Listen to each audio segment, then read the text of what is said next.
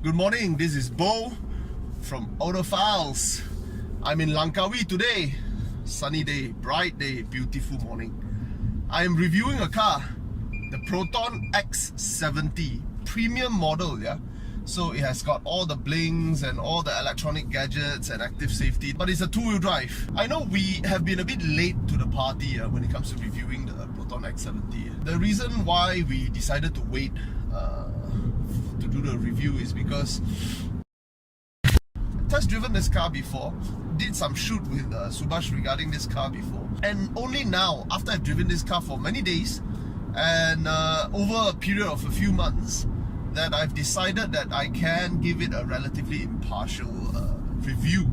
So here we are. First thing first, performance. The engine is an inline 4, 180 horses, 180 something, 280 Newton meter of torque, mated to a 6-speed automatic gearbox. Conventional automatic, nothing special, nothing out of the ordinary here. As a package, to be honest, it's fine actually. For a 1.5 ton car, I did not attempt to push it from 0 to 100 in the Century Sprint or do some crazy stunts with it. But in a normal city drive, and I've been doing a lot of this windy B-road drive, the car performs well above expectation. Power is adequate, wouldn't say it's great. It does run out of steam, but if you are not a crazy speedster, the car has more than enough juice to keep you going. I have not found a situation where overtaking a car is difficult at all. Power in reserve is always on tap. So power wise is quite good, I would say. Delivery of the power is gradual, it's also smooth, and it's also quite predictable. I do have a couple of complaints. There was a couple of times that I felt that the throttle has a bit of delay. Not that the throttle is delayed, it's as if the computer is doing some calculation as to what ought to be done in that situation. But I have not really been able to replicate this delay in computing what ought to be done by the ECU. So I guess maybe it's one of those scenario where I was really presenting something really challenging to the car maybe. Other than that, the car has performed flawlessly. The suspension tuning and the handling of the car is definitely more biased towards comfort. This is not a sporty vehicle. But don't get me wrong, when I say this is not a sporty vehicle, I may be comparing to something like a Mazda CX-5 that has genuine sporty intentions. This car is no slouch, yeah. It may not be the most athletic car in its category, but it definitely is up there when it comes to handling. There is a little bit of lean, there is a little bit of body roll as any comfort-oriented car would have, but the reality is you still can have a lot of fun if you adjust your driving style and you get used to the roll and the characteristics of the handling, and still it is taut and it is sturdy, man. They knew what they're doing. They are not gunning for it to be a sports SUV, but they have tightened up the handling to the level where it does not wallow around and sway all over the road. This is quite good, yeah. So handling wise, it's good. Comfort wise, it's excellent, to be honest. This car has an ability to handle. One of the most important characteristics of driving in Malaysia is that we have a lot of patches of road with very rough surface on it, and then potholes later on would appear. This car has no issue dealing with rough roads. This car has no issue dealing with potholes. If you accidentally go into a pothole, you wouldn't care a single bit. You wouldn't bat an eyelash. It has that tough it and rough it characteristics that you expect from an SUV. Now I can say this because I did take this car off-road a few times. I took it off to some grassland, I took it off to gravel, I took it off to climb some sandy hill, and all of it performs well. Of course it's a two-wheel drive, so I can't do something crazy, but nonetheless the car performed really, really well. I'm not going to talk about its off-road capability, I'm just going to talk about its capability to handle rough terrain.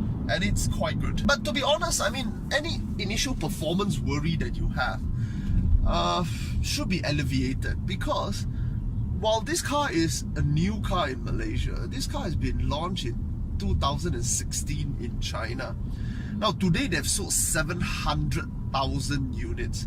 I am not very good with Mandarin pages, but I did went online and search some Chinese review pages, and there is nothing alarming about this car from a user point of view after even a year and a half or 2 years or even 3 years. I've just searched it this morning. So in terms of performance, in terms of reliability, that's what a lot of people are talking about back then. Oh, will this car be reliable? We don't know.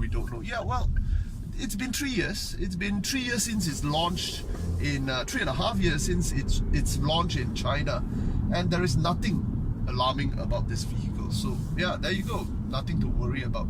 Performance, I would give it 4 out of 5, man. Next is the looks. The exterior, I would say if you like it, you like it. You have to get used to it. But if you don't like it, it's fine. It's not here to impress the world. But the interior is where things really get interesting.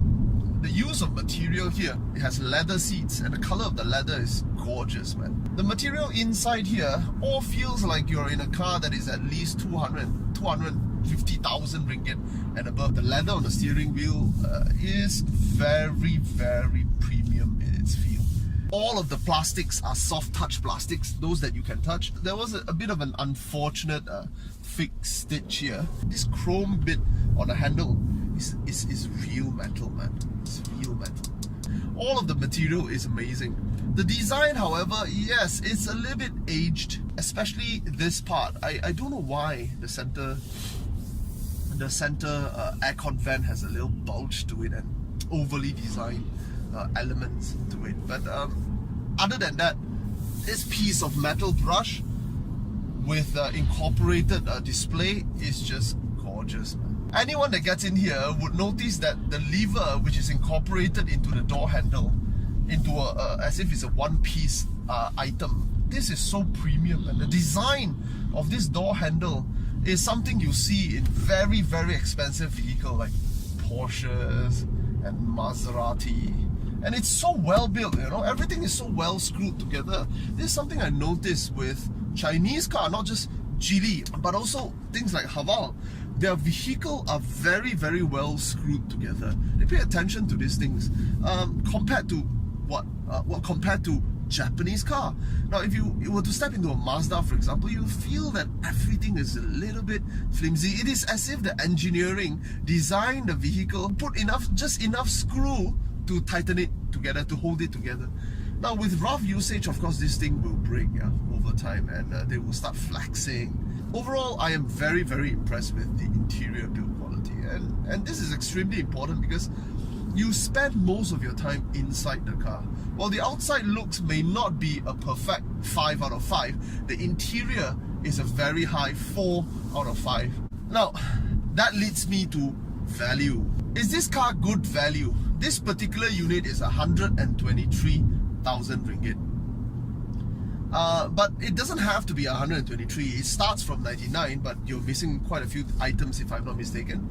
Then there is a 109,000 ringgit one. Then there's a 110 plus thousand ringgit one. This one is a 123, the highest spec one. Now, spec for spec, there is nothing in its category. 120,000, nothing gets you anywhere near this spec. But of course, anything near this spec, it will be at least 200 plus thousand ringgit. There you go. Yeah, there you go. If you are a person who cares a lot about spec, then yes, this vehicle, the value is amazing.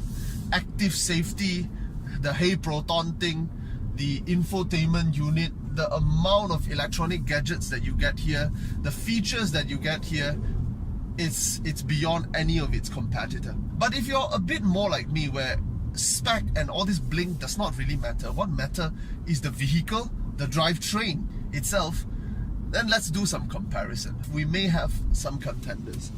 Now, The closest competitor in my mind that I'm thinking of would be Mazda CX-5. Now, I don't want to do a comparison with Subaru because, yeah, resale value.